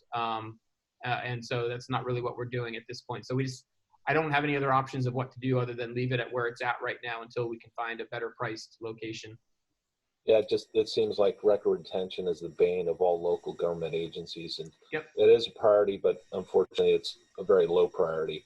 So we're small, pretty nimble, efficient group. I think that's something to kind of put on the scope maybe next session when we are looking at our strategy to see how we kind of clean that up and see if there's record retention standards on LAFCOs, where we could put these on a list to perhaps scan or destroy the hard copy, so we're not spending we money actually on that did type of storage. approve a records retention policy a few months ago. So we already have that side done. It's more the physical labor of taking all of our documents that we don't need to keep paper copies of anymore, and we can scan, and actually doing that. And the other side of that issue is we need to make sure whatever we're scanning is ADA compliant, because that's what, if you have it paper, it doesn't need to be ADA compliant, but if you have it scanned, it does. So it creates a little bit of a havoc of, well, it's just easier in some ways not to scan it, leave it as paper, and we're compliant with ADA laws. As soon as we scan it, we need to take the time to make sure everything is correct and accurate, and someone can review it using ADA equipment on their computer.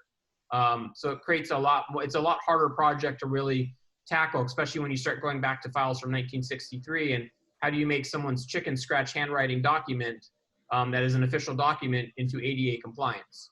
You've got to physically sit there and retype the whole thing in through the ADA system when you scan it. Yeah, I think we talked about like searchable words and things like this, and in terms of any public record acts request that comes in. So it's kind of that whole animal, getting control of it. So, yeah, thanks. Any other questions on the budget update? Okay, moving on to next one, current and pending proposals. Today you had CSA 29. With the approval of that, we currently have no pending proposals sitting in our files. We have some proposals that we have approved and are waiting for conditions of approval, but we have no pending proposals. I think part of it is to do with COVID-19. Part of it is there's just not a lot going on out in the world for this stuff. Most of our proposals that come in are sewer septic systems that are being changed over into sewer districts. That's our, for lack of a better term, our bread and butter of items that we get. And I do know during the COVID break, when I was at home working, we were getting a few phone calls from people trying to find out what the process is. So I would anticipate us getting these in the not too distant future now that people are coming back to offices and working again. The main hiccup for most people is they need to go out and find the land surveyor or engineer who can do the proper mapping and stuff for the official maps and stuff that need to be produced. And I think we've got 2 or 3 applicants that are out there in that process. And so at some point we'll get them. But other than that, we have no current or pending proposals. At your next meeting, take a good look at what you see today, because your next meeting, all of our completed ones will be removed from the list. So you'll see a much smaller list at the next amazing. meeting. I like to update that list once a year. Yeah, you can hear from the commissioners that have been around a while that that's a really nice and welcome thing to hear. Jason, on 1341, the emergency outside service extension, just curious, since it's been more than a year, did we give an approval to do the emergency outside service extension? And I would think that would expire in a year, wouldn't it? Well, that's an interesting one. We gave approvals. From what I understand, it's a nice elderly gentleman that owns the home. He had a contractor who had done the testing and was helping him get through the process. For some reason, that contractor decided he no longer wanted to represent the gentleman and left. I am not even 100% sure that the property has actually been properly hooked up to the sewer system off the emergency order, let alone anything else. I've been occasionally checking. One of the things you will see on the next that won't be deleted off of our list is those 2, the emergency service one, and then our favorite one out in Western Marin, where where it got terminated because they didn't follow the procedures. Those 2 will stay on my list as a reminder to me occasionally to check in with the various agencies and find out, has anything occurred with it? There's coming to a point when I ask myself the question, do I report this person to environmental health services at the county? Because I don't even think that they've ever fixed their septic tank. And if it's been a septic tank that's needed emergency service, clearly something needs to be done on it. So I don't even think they've gotten that far in the process at this point. Last I checked was with it's a city of San Rafael sewer district issue. And last time I checked with them, they had never actually pulled the permit to do the work. And that was pre-COVID-19. I haven't checked with them since COVID-19 stuff has occurred. Commissioner Connolly, do you have any idea what the process is on failed septic tanks or emergencies of that nature, since that's your district? I don't. Okay. Where's Okay. Supervisor Radoni when you need him? Oh, all right. He's our alternate member now, so doesn't show up to these meetings because we'd have a majority of the Board of Supervisors if he did. Right, right. Yeah. Okay. Any other questions on? I see Craig Murray has his hand up. Go ahead, Vice Chair Murray. So it kind of on the same lines, just with county health inspections. Do we receive any notice if they've inspected and found one that's failed, but we haven't received an application in LAFCo yet? Or, how do we coordinate with the county in terms of, hey, here's our inspections, just want to let you know these guys have failed. So we have kind of a list of those. From my understanding is anytime the county has a failed system, they send a letter to the property owner saying your system has failed. You need to immediately, it's an emergency situation. You need to fix it right now. I don't know how they inspect or what they do on that on their side. But on that letter, we are CC'd as well as the sewer district that they would be connected into. So we are aware. That's actually partly how we became aware of the OSA was they sent us a letter saying, you have a failed system, you need to fix it. Now that person reported themselves, so they were already reaching out to us before we got the letter because they knew they had to. But if they don't know about us, we will get a letter from the county saying you have a failed system, at which point, hopefully they know to contact us before we receive the letter physically. Jason, other thing in kind of this public health track, especially since we're getting, LAFCO is getting pretty good at mapping and data collection. Is there a way that we could get ahead of this and identify those properties still not connected on sewer that are on septic systems? The best way to figure that out is look at a sewer district and look at all the holes that are not part of the sewer district's boundaries, that are in the sphere of influence but not in the district itself. Those are either septic tanks or are empty lots. Okay, that might be good for future studies, just like the mutual water companies and kind of ambiguous nature of information that's provided. It might be an interesting thing for the special district members to talk about amongst themselves, since since you're all sanitary district members, and maybe if you have a further proposal, you could bring that forward. Sure. Yeah. All the sanitary districts are there. That's a revenue source for us, so we know who those folks are. Okay, Jason, go ahead. All right, so next item is an update on the MSRs. Wanted to give a few updates on this. First off, we are about to, hopefully by the end of this month, release the Ross Valley area draft. So we will get that out to everybody when that gets released. And on that note, since we're about to release the draft, we will be starting our Twin Cities MSR. Twin Cities is Larkspur and Corte Madera. So if you know anyone, any key leaders I should be talking to in those areas, please let me know. I've already sent an email to Supervisor Radoni's office and Supervisor Rice's office because they split that area between the two of them. So they will be getting me their lists when they get a chance. I sent that yesterday or something like that. So within the next few days, hopefully I should be getting that list from them. But if any of you know folks in those areas that I should be talking with, any community groups that cover them, please let me know. It is actually a very small area that we're doing for this study. So does those two cities, and then there are two CSAs, one of which covers part of Larkspur, if I'm not mistaken, and part of it is outside of Larkspur. It's kind of odd that you have a CSA that is both in a city and out of a city. So we're going to be asking the question, why is that, as part of our process? And then there's another one that helps maintain a park and is pretty large in that area as well, and does some medium stuff along Sir Francis Drake Drive or Road Drive. And so if you know anyone that lives in those areas, by all means, make sure to get me that information. I would love to sit down and talk with them. I'm looking forward to the list that the two supervisors get me. They've done good jobs in the past when I've been in their areas. So hopefully they will take cover on that subject matter. In addition to that, any commissioners who have groups, please. I'm sure Commissioner Kohler, I was thinking, would have something. If you just had your hand up, Barbara, go ahead. You're on mute, Barbara. Yeah, I know. I just wanted to ask a question about the Ross Valley that we'll see a draft soon. Is that one of the things you were going to look at was looking at the possibility of Ross Valley Fire turning into a district. And is that something that's part of your MSR? I know it was going to be.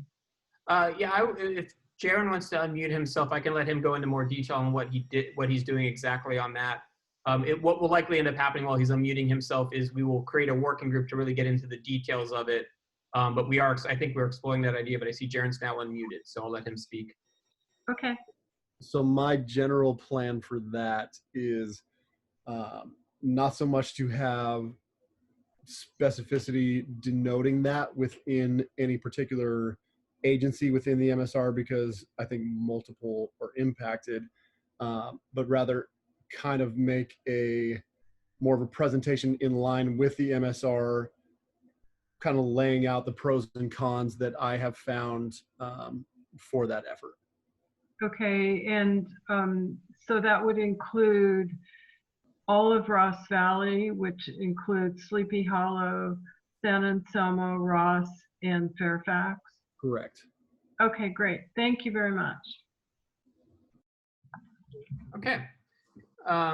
Any other hands on those two? Otherwise, I'll go into a couple of other studies we're looking at as well.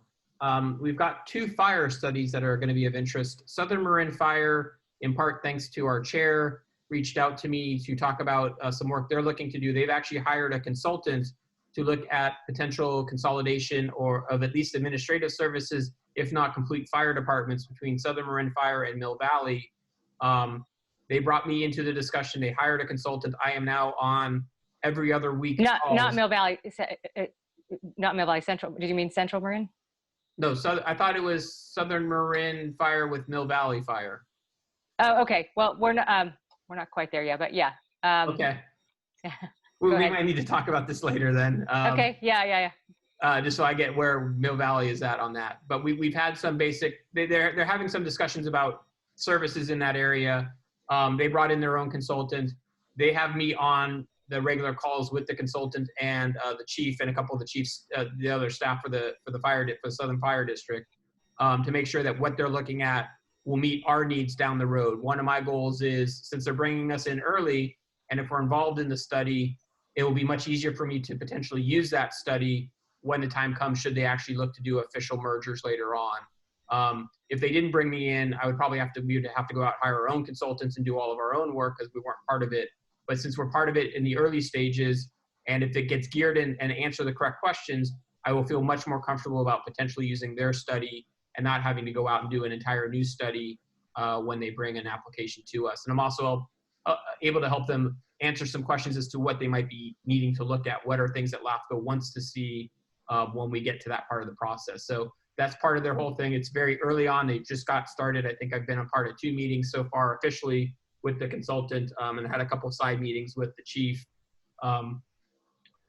as well. So that one is very exciting. We are continuing, as a side note, working on the San Rafael working group. They took a little bit of a break because a lot of our questions were budget related. And so they wanted to take a break while they did their budgets, and they're using those budgets to answer a bunch of questions. So now that we're getting to the end of budget season, my goal is to try and bring them back together and see what answers we got out of that. So we are working on that one. And then, of course, we have our countywide fire study that we're looking at. And with tonight's approvals, one of the big projects that our junior analyst / clerk is going to work on is a lot of the research that is going to be needed behind it. That's going to be a very research-heavy, time-consuming project to do, because we're going to be pulling data from 11 different agencies. I think it's 11 agencies that we need to pull data from. So there's going to be a lot of research that they're going to do. So I'm starting to put together, like, what does the framework of that look like? So when we have that person on staff, I can kind of, as they're learning other things, I can say, okay, so here's one project for you to work on, and they can start doing the research. And Jaron and myself can work with the new staff person when they come on board to actually teach them, like, here's what you need to be looking for. Here are the places you go to find information, all those other fun things, so they can help do some of that basic research, which will free me up to analyze some of the data as well as work on other projects instead of having to really try and pull a bunch of numbers together. So those are our MSR updates that I have. If anyone has any questions on that, let me know.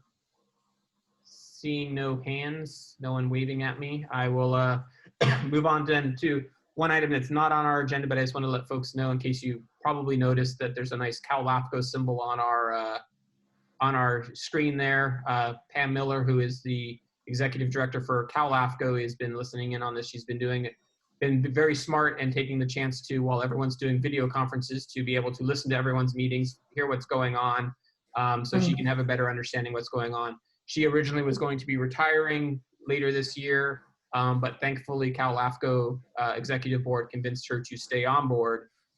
Given everything that's going on, it's good to have a good seasoned person helping us get through all the COVID stuff that's going on, because there are a lot of questions that are going on at the state level around, funding sources, and a lot of agencies saying, well, do we really need to pay for all these other things? And LAFCO occasionally gets mentioned in that. So I've been working with a smaller group of Cal LAFCO members, executive officers and staff, to come up with a messaging plan to help LAFCOs go out and talk to their member agencies about what they are and who they are, so we don't run into the cases of anyone trying to destroy or get rid of LAFCOs, because they have a very good function, and we just need to make sure we're telling our story to all of the member agencies of every county. So I've been working on that with her and that committee. So we'll have a document, a nice one-page document coming out of that, so people can use that in their local areas. And that is all I have Thanks to report for on. being here, Pam. Or did you want to say anything? Oh, let me unmute you in case you want to say something here. All right. People are jumping around on this screen. Not very fun. Thank you so much for the opportunity to say hello. You've had a very good, robust meeting, lots of really good discussions. You guys have always been a high-performing LAFCO. And I just want to, on behalf of the board and the association, say thank you so much for all of the great work that you continue to do, and very much appreciate your executive officer, Jason's participation, and all of your support. So thank you very much. And it's really a pleasure for me to be staying on. So thank you. Thank you for sticking around, Pam. We really need you. So thanks a lot. Okay, Jason. That's all I have for my report at this time. Excellent. Any commissioner announcements and requests? Vice Chair Murray. So a couple things. One, thanks to Pam, and she was a little helpful today too. I'm officially on the Ledge Committee, so I kind of checked in with Jason to see what's going on. If you haven't been on the Cal LAFCo website, there's a very robust area for legislation. Apparently, Cal LAFCo tracks all the bills, so Pam provided access. I'll be getting onto there. One of the nuggets that I found, and this just occurred about 3 months ago, is there's a shift in ERAF, and it's going to affect, we are in Cal LAFCo coastal area, and all 5 counties that are going to be affected of our counties here in the California are within our coastal area. Those are San Francisco, Marin, San Mateo, Napa, and Santa Clara. So if you're a county, city, or special district, which we all are, you will be affected. The ERAF funding will be shifted. So the Legislative Analyst's Office, the LAO, has put out a document. You may want to take a look at it. It's called Review of Calculations of Affecting School Funding. So this is going to be their backfill approach to funding for schools, community colleges, schools, and then also charter schools, and looking to counties to reallocate those ERF funds back to the state. And now Marin's unique. Of course, we're always unique. Redevelopment agencies, all 400 in California were dissolved in 2002. In 1994-95, Marin established its own ERF allocation, and then the state agreed that these programs be used for special education programs, and the remainder would be allocated to agencies in the county, including county government, cities, and special districts. If you're a special district, city, or county, you may want to check how it's going to affect you. In our special district, it's going to be about $300,000, which in turn we will have to hit our ratepayers upwards of another 1.5%. So as we go through our 218 notices, these basically will be pass-through costs to those districts. One of the discussions tonight was, how do we deal with the state in terms of providing for fire costs for Tiburon, providing these services. So we may want to get in front of this ERAF thing. So Todd and others on the commission tonight, you may want to take a close look at this. This might be a funding source before it leaves the county of Marin. That they're particularly since we're unique and we were pre-2012 redevelopment dissolution, that we have been operating under this guidance, which the state approved, and now they want to change that formula. They want to take those funds back. So anyway, this is kind of impromptu ledge report.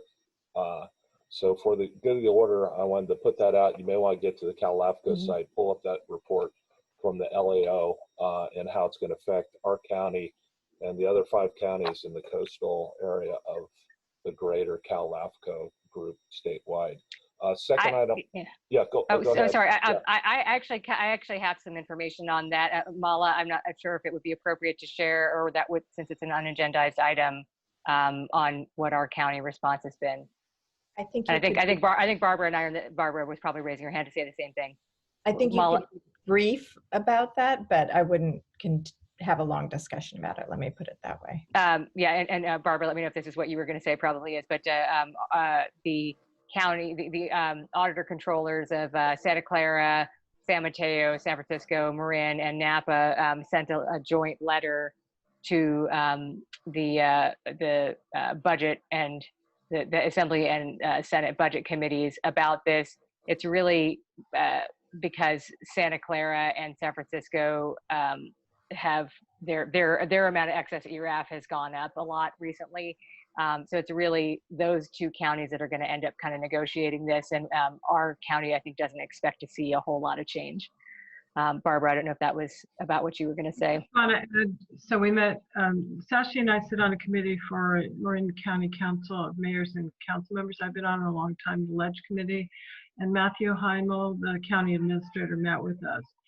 Because Marin has very few charter schools, we're not going to, there'll be a dip, but in fact, because ERAF is going up, there'll be about a 5% increase in ERAF, at least to the county and to the cities. I'm not sure how it affects special districts, but just FYI, and I've read the report, and so you might want to, in the special district, see if you can get some insight into, is it going to have those kinds of effects based on what we understand is happening to the cities and towns in the county.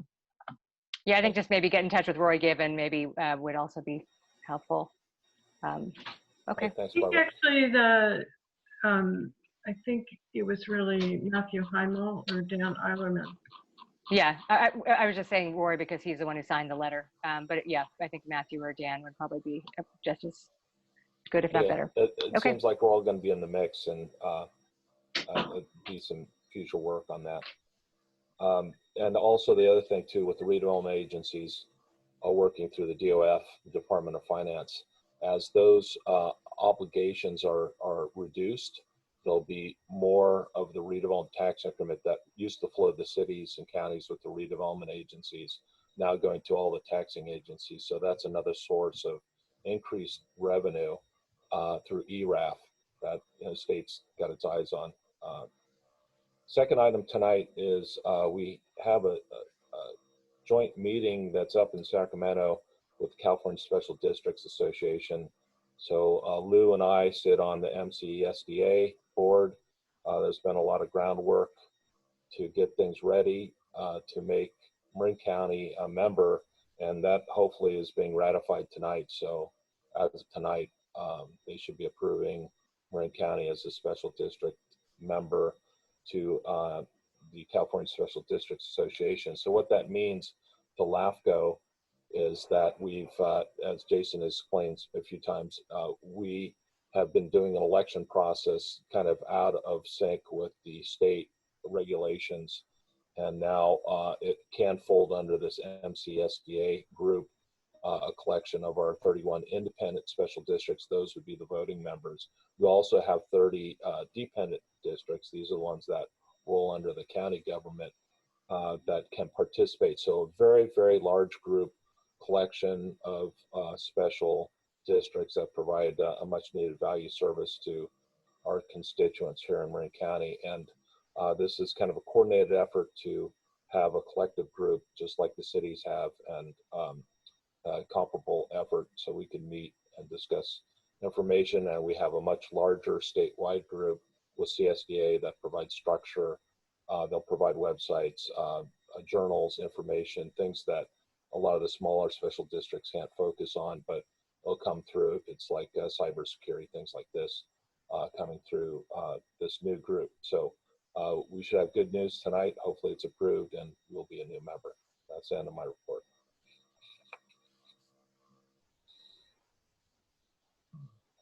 Okay. Any other commissioner announcements and requests? I see Barbara Kohler has her hand up. I don't know if that's an old one. That's an old one. Okay.